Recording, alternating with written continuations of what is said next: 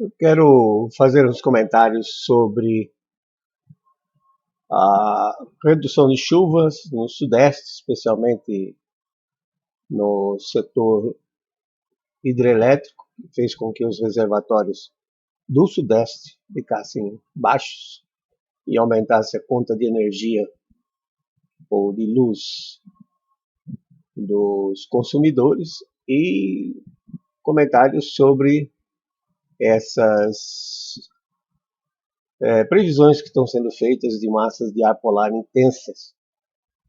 Duas delas já entraram, causando problemas sérios, principalmente na cafeicultura, e é provável que outras duas mais aconteçam, e mostrar que isso, na realidade, vai ser um cenário climático que pode persistir pelos próximos 10, 15 anos. Quero justificar isso.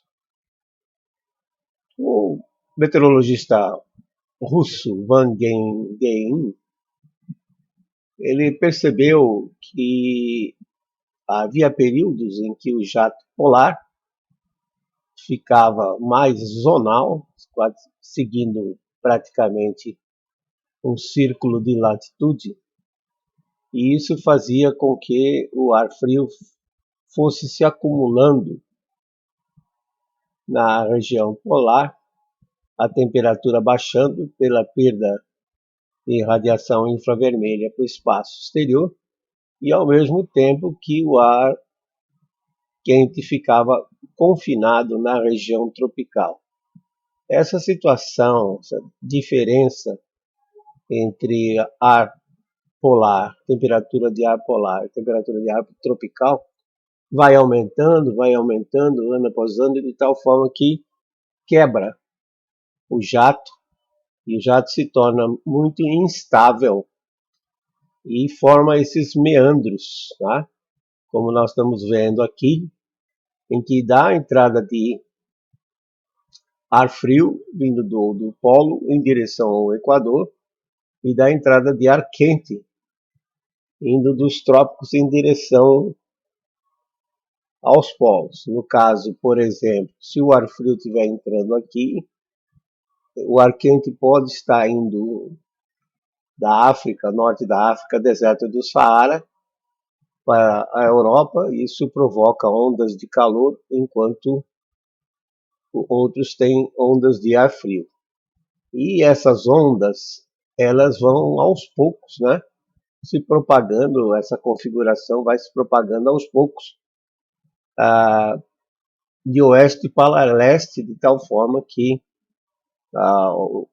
as regiões têm alternadamente ar polar, surtos de ar polar chegando, e depois são repostos por surtos de ar quente.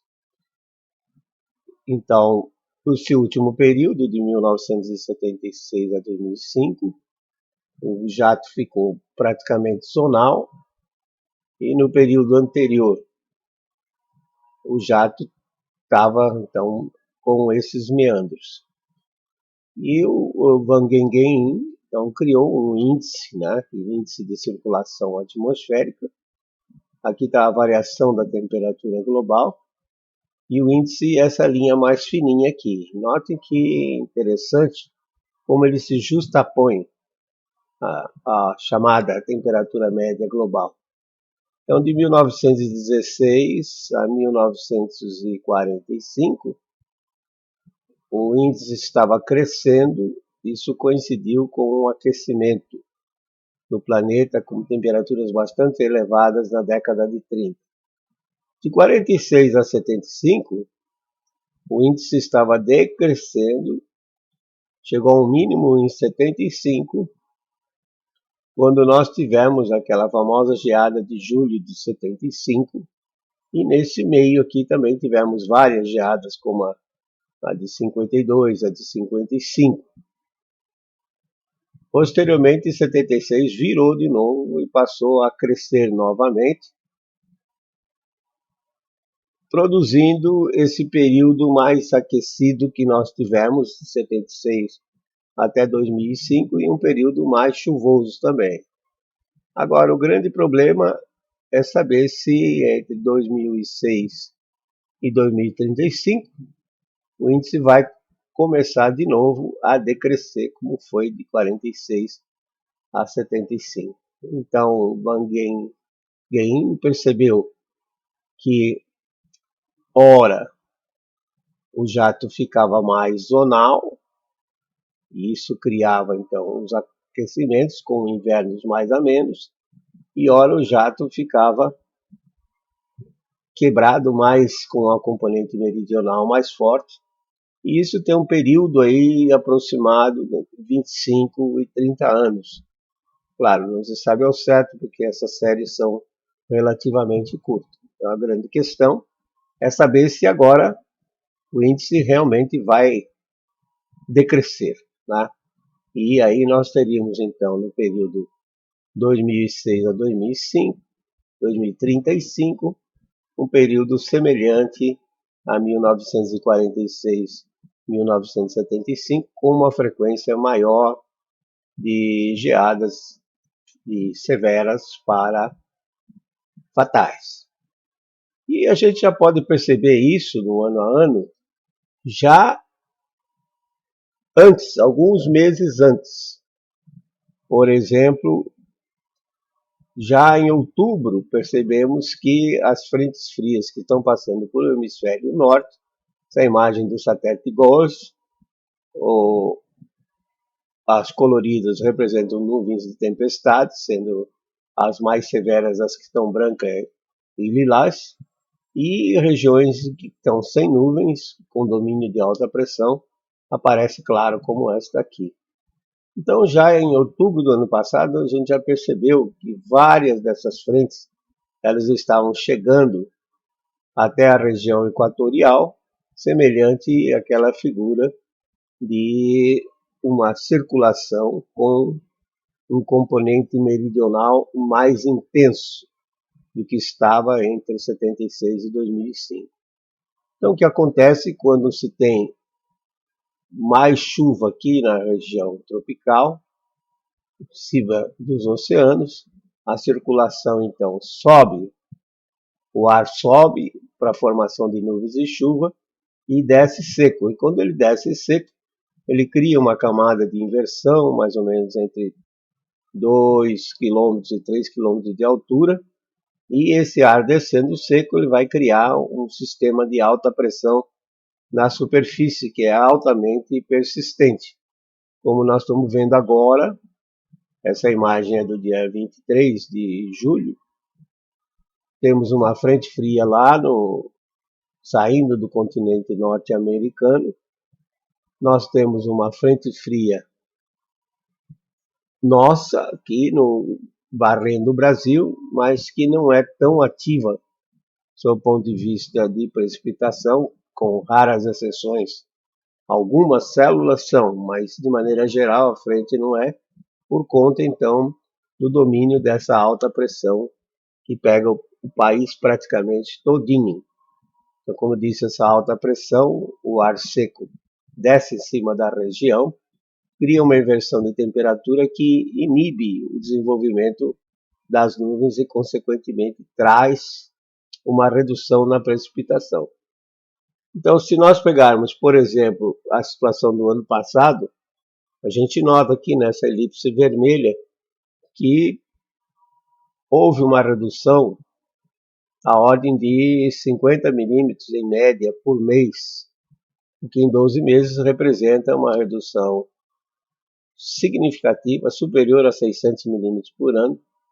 E, por exemplo, de acordo com a Itaipu Binacional, a média de precipitação na área brasileira da bacia do Rio Paraná é 1.400 milímetros por ano. Significa, então, 600 milímetros significa uma redução de 440% na chuva, na precipitação que cai na bacia. Se nós pegarmos esse ano também, de janeiro a março, aqui está um mapa produzido pelo Instituto Nacional de Meteorologia, mapa de desvios de chuva, também mostra a redução bastante significativa no Rio Grande, na bacia do Rio Grande e na bacia do Rio Paranaíba, que os dois que se juntam formam o Rio Paraná, além da redução do Tietê e da redução do Paranapanema, tá? Em janeiro a março, e depois a gente vê que a situação persistiu de abril, junho, com reduções acumuladas entre 50 e 200 milímetros de chuva nesse período, de tal sorte que, como já chove menos nessa época, de abril a junho, então a redução é mais significativa, em torno de 80%. Mas essa situação ela não é de agora. Como eu disse, é muito provável que tenha havido uma virada no clima, na circulação com o componente meridional mais intensa, a partir de 2005, 2006. Então, o que eu fiz foi um mapa. Eu peguei os desvios de precipitação dessa última década, quando comparado com a média utilizada de 1981 a 2010. E vocês podem ver aqui que algumas regiões, tá? Por exemplo, praticamente quase que todo o leste do país, vamos dizer assim, sofreu reduções entre 20 e 30 milímetros, conforme pode ver aqui na escala de cores, né? Em média 10 a 15 milímetros. Isso não parece muito, 10 a 15 milímetros por mês, em média anual, daria aí uns 120 milímetros a 150, 180 milímetros no ano. Aparentemente não é nada e é difícil de detectar isso no pluviômetro. Mas, por exemplo, os rios, a bacia dos rios, na realidade, a bacia do rio é um grande pluviômetro, né? Então a gente vê claramente aqui, por exemplo, no posto fluviométrico de São Romão, em Minas Gerais, nesse período de 2011 a 2020, a vazão reduziu de 40% lá em São Romão, ou seja, reduziu de 664 metros cúbicos por segundo, que seria suficiente para rodar uma turbina de Xingó. E analisando então aquele quadradinho ali, que dá bem aqui no meio, a gente percebe então que a pressão atmosférica ao nível do ar, a média do ano, variou consideravelmente. Veja que no período da década de 50, essa pressão subiu e ela estacionou assim, num patamar um pouco mais alto, sugerindo então que, em média, a pressão ficou mais alta nesse período das décadas de 50, 60 até metade da década de 70. Depois a pressão reduziu, né? E aí ficou num patamar um pouco mais baixo, então, com desvios negativos, o que significa então que havia uma predominância de pressões mais baixas e, consequentemente, maior produção de movimento convectivo, formação de nuvens e chuva. E, novamente, a pressão parece ter voltado a subir, e a grande dificuldade é saber se ela vai permanecer nesse patamar por esses próximos 10, 15 anos. Com relação às geadas, por similaridade a 2006, a gente tinha previsto pelo menos 4 massas de ar polar que podiam entrar nesse período de junho a setembro. A primeira delas entrou e a previsão é que ia ser fraca, mas na realidade parece que foi relativamente intensa. Está sendo previsto para entrar agora, nesta semana, uma que seja severa. Há previsões que estão dizendo que essa geada vai ser uma geada fatal, né? Semelhante a 1975. Aqui vocês têm as geadas históricas no sul de Minas, a partir da década de 70. Mas tem uma geada em 1952, 1955, que também foram bastante intensas. A de 75, famosa, a de 81 também foi uma geada severa, e a de 94 também foi uma geada severa. Então a previsão é que, fatal, a previsão era que se tivesse não uma geada fatal agora, nesse período de 24 a 30 de setembro, mas sim uma geada severa, e mesmo assim poderia causar muitos danos, né? Bom, eu denomino severa, temperaturas no abrigo meteorológico entre -2, 2 negativos e 0. E temos ainda a previsão para mais duas geadas, uma entre 19 e 25 de agosto, que acredito que seja moderada, e essa aqui, que é uma das que mais me preocupa, que seria uma geada tardia, na primeira semana de setembro. Então tem que lembrar que 60% das geadas severas em Minas, no sul de Minas, elas ocorreram entre o dia 25 de junho e 25 de julho. E nesse período, 75% das fatais, chamada em inglês de killing frost, geadas matadoras, também ocorreram nisso. E lembrar que ar frio, ele é mais denso, mais pesado, e ele tende a escorrer pela encosta como se fosse água e se acumular nas partes mais baixas do terreno, os bolsões de geadas. E as encostas que estão mais propensas a ter esse tipo de comportamento do microclima são as encostas que são voltadas para leste, porque as encostas que são voltadas para leste, elas aquecem pouco durante o dia, uma vez que depois do meio-dia o sol já está aquecendo a encosta voltada para oeste, tá?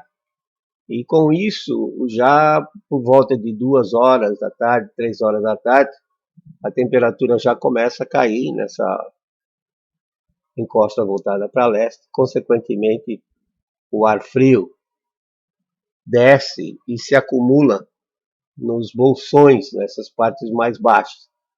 Como o ar está seco e não tem cobertura de nuvens, então há uma grande probabilidade de que ocorra geada. Então o produtor precisa tomar cuidado em lembrar o que o pai dele, que o avô dele dizia: olha, não plante aqui, porque aqui o risco de geada é maior, e seguir aqueles conhecimentos experientes que foram acumulados ao longo da vida dos ancestrais. Então, cuidado com essas bolsões.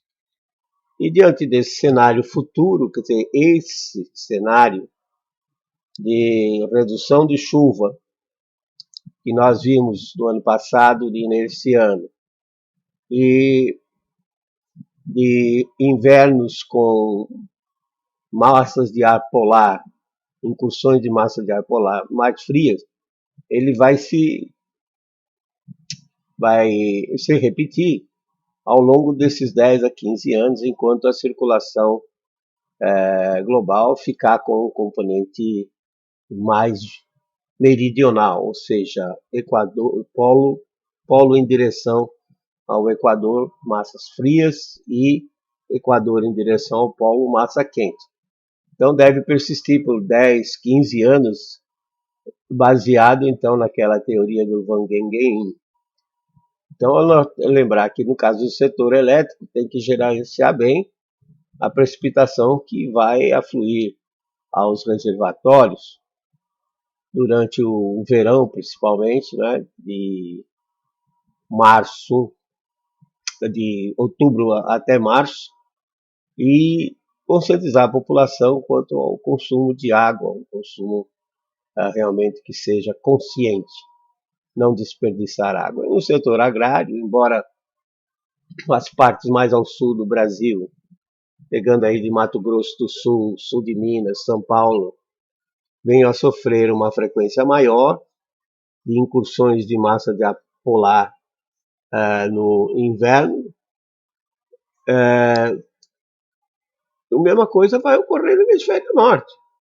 O hemisfério norte também vai ter seus invernos alongados, com geadas e nevascas precoces, por exemplo, já em setembro, início de outubro, e também geadas tardias em abril até maio, né? Muitas vezes mantendo o solo congelado e retardando o plantio de tal forma que o pessoal perde